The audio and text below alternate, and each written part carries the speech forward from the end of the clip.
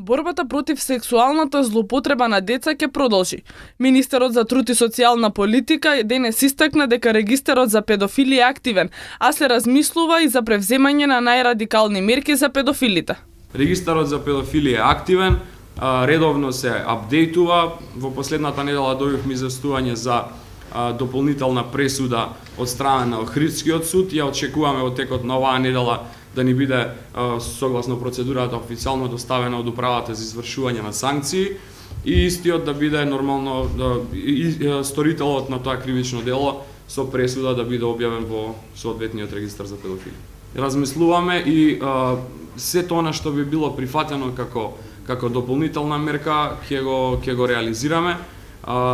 Дури сме подготвени за практично да се разговара и за најрадикални мерки за овие сторители. Доколку за било кој се докаже дека сторил полов напад врз деца, барем да се изрече максимална казна затвор, додава Ристовски.